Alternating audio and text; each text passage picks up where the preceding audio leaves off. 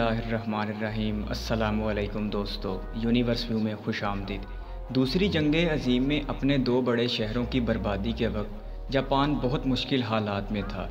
उसने एटमी हमले की सूरत में इस जंग की एक भारी कीमत अदा की थी, लेकिन अपनी मुनज़्ज़म कौम और बासलाहियत अवाम के सर पर जापान ने जल्द ही इस शिकस्त को भुलाकर फिर से एक खुशहाल मुल्क बनाने का फ़ैसला किया।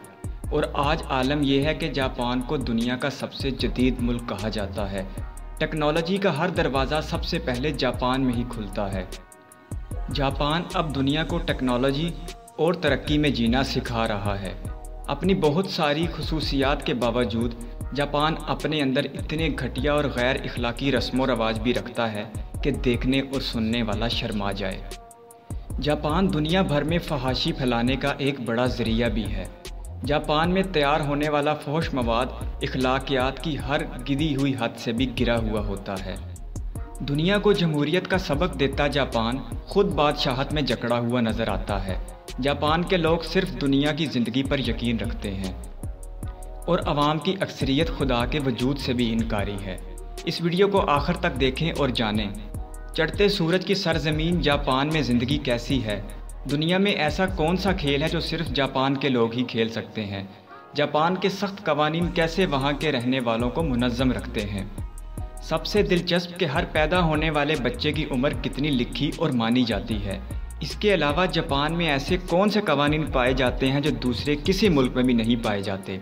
लेकिन वीडियो पर आने से पहले आपसे गुजारिश है कि अगर आपने अभी तक दिलचस्प मालूमात से भरपूर हमारा ये चैनल यूनिवर्स व्यू सब्सक्राइब नहीं किया तो अभी इसे सब्सक्राइब कर लें और पास बने बेल आइकन को भी दबाएं ताकि आइंदा भी आपको ऐसी दिलचस्प वीडियोस मिलती रहें।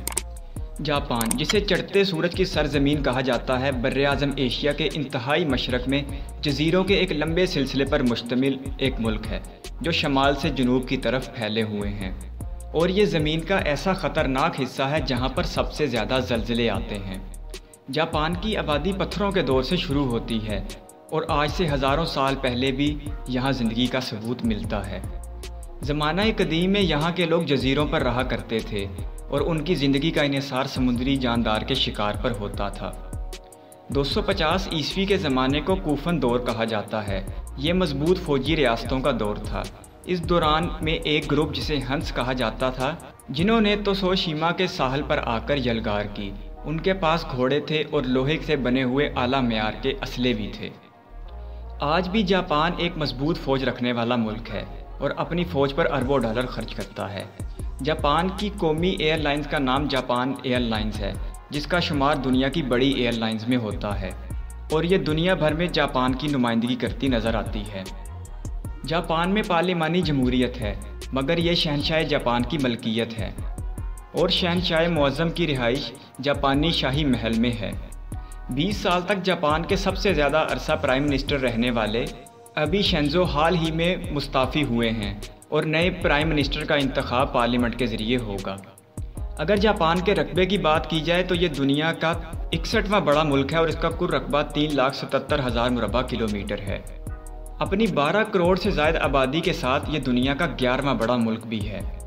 जापान अपने दिलचस्प हक़ाइक़ और अजीबोगरीब कवानीन की वजह से दुनिया भर में अपनी अलग पहचान रखता है।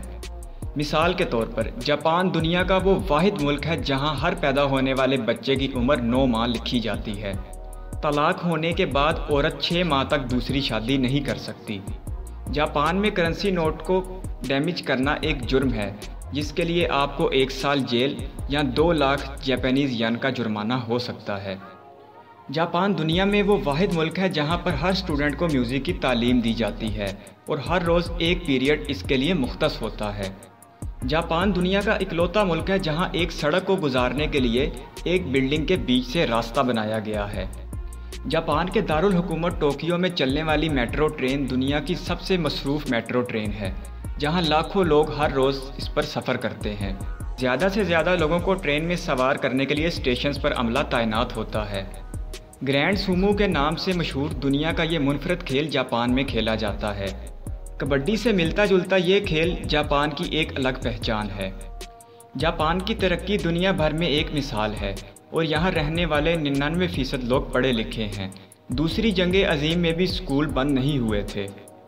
जापानी कौम की मेहनत और हौसले ने दुनिया को यही पैगाम दिया है कि जो कौम खुद से ना हारे उसे कोई नहीं हरा सकता। दोस्तों, मैं उम्मीद करता हूँ आपको मेरी आज की वीडियो पसंद आई होगी, तो आप इसे अपने दोस्तों के साथ शेयर करें, वीडियो को लाइक करें और चैनल को सब्सक्राइब करें। अल्लाह हाफिज़।